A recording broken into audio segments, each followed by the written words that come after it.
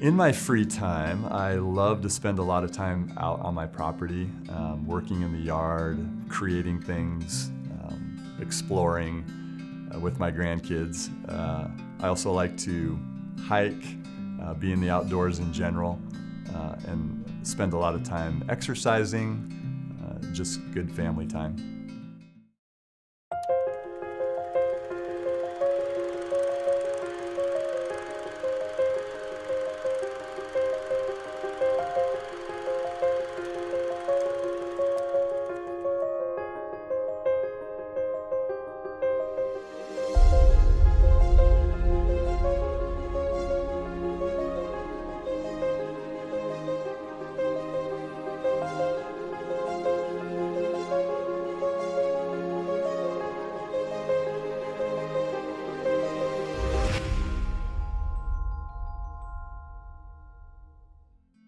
My name is Mike Cull, and I've been working for the Marysville School District for the last 32 years. My first 13 years was as an elementary school teacher, teaching mostly 4th and 5th grade. And then I spent 9 years teaching middle school at Marysville Middle School. I taught 7 years at Marysville Pilchuck High School. And the last 2 years I've been a mentor for new teachers in the district. And during that whole time, I've been a track coach at MP for the past 32 years.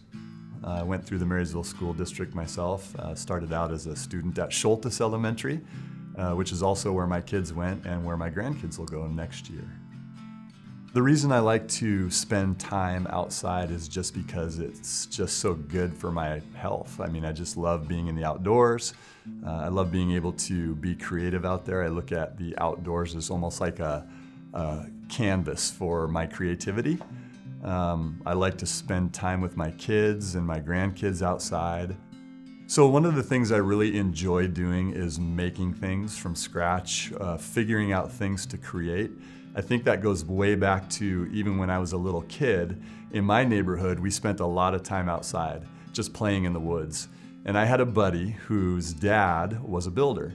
We loved to build forts. We'd find old scrap wood or whatever we could collect, and he would kind of take the lead in that building, and I would just watch and hand him things or hit the nail with a hammer and just kind of take his lead. Maybe that was the beginning of my interest in just taking things that we could use, things that we could find, and creating and building with it.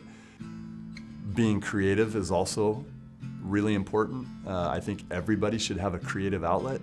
Down the road, that led to the idea that since I love to spend time with my family, we wanted to make a place where we could go and spend time together. So I thought about making a cabin. And I didn't really know how to make a cabin, obviously, so I thought, well, I could check out books from the library and just look it up and figure it out. This childhood friend that I had, I called him and asked if he would, help out and kind of give me some tips on how to get started. And so he did. As we continued to build it, I think I just started to gain some confidence, thinking, man, I can do this. And over the course of the summer, we built this cabin that we still use, over 20 years later. From there, I think that, we moved and wanted to build a house. And so I participated in every aspect of building a house. And, it was on a piece of property that's over 5 acres. And so when I looked at that, I thought, what can I do that would make my kids or my grandkids excited to be here? And so I started thinking about building things on the property. I don't know, the creative juices just really started flowing, and I started building things from there. One of the first things I built on my property was from leftover materials from the house, and I built a shed to hold tools or bikes or paddle boards or whatever we have, and I made it match the house. So I was pretty proud of that. My best buddy, Barry Gould, was rebuilding his house and taking a lot of the wood out, and he was just gonna throw it away or get rid of it. And I thought, man, we could use that for something. So I took a lot of the wood, took all the nails and screws out of it, cut off the bad ends, and ended up building this pond house at the end of my pond. And I was just thinking the whole time, what a cool place for kids to just play and hang out, like a playhouse. I ended up digging a trench from my house all the way out to the pond house so that it could have electricity. And it has lights, it lights up at night. And so it turned out pretty neat. I'm proud of how it came together. One of the projects that I'm most proud of building was a water wheel. And so I thought, when I go on different vacations, I've seen water wheels, and I thought those are so cool and unique. And so I started to think maybe I could build my own. And I just remember, putting out the pieces in my garage and just basically making it up as I went. I didn't have any big master plan, but just kind of figured it out as we went along, and ended up with something that I think turned out to be one of my coolest projects. It actually works. I trenched a sprinkler hose system so that you can just turn on the water from my house, and water comes up through the hose, out the top, starts filling the paddles, and it gets spinning, and it's really neat. During COVID, we had a little extra time at home, and so I call some of these my COVID projects. So, I somehow stumbled upon the idea. Since my property has big leaf maple trees on it, I started making the connection with maple syrup and wondering, could I make maple syrup out of my maple trees? And so I started doing this research and found an online Facebook group that are big leaf maple sugar or maple syrup makers in the Northwest. And so when I started researching it online, I noticed, yes, you can. It's not very well known.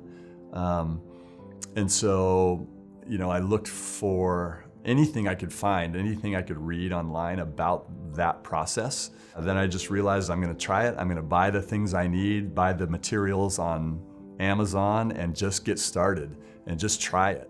When you make maple syrup, there's lots and lots and lots of steam, so you don't want to boil things down inside in the house because it can ruin your walls. So I used, again, old materials, things that I found, things that were left over from other projects, and put together what I call the sugar shack. I started figuring out how to make my own, how to tap my trees, and how to make my own syrup. The whole process, it starts with drilling a hole in a little hole, about a 1/2 inch into a maple tree, into the trunk, at about 4 feet off of the ground. And there's a little something called a spile, and you just tap the spile into the hole, and then there's a hose that comes out of it, and I collect it in 1-gallon milk jugs. You actually have to collect it daily. You can't just leave it out or it could spoil. You have to treat it kind of like milk. You keep it refrigerated and cold.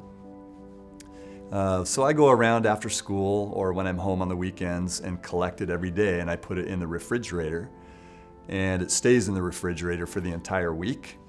And by the end of the week, you want to boil it down so it doesn't go bad. That's when I put it all together in 5-gallon buckets, haul it out to the sugar shack, and then I boil it down. I boil it down to what I call almost syrup. Basically, in the boiling process, when it comes out of the tree, it's almost entirely water. It comes out and it looks like water. It's only 1% sugar at that point, mostly water, 1% sugar. And so in the boiling process, you're evaporating all that water. And as the water evaporates, then the sugar content increases. You end up boiling off the majority of water until it's 67% sugar. And at 67% sugar, that's when it's syrup. You don't have to add anything to it. And it's just hard to believe that, this incredibly delicious syrup comes out of trees, and that's it. You don't have to do anything else to it except boil the water off.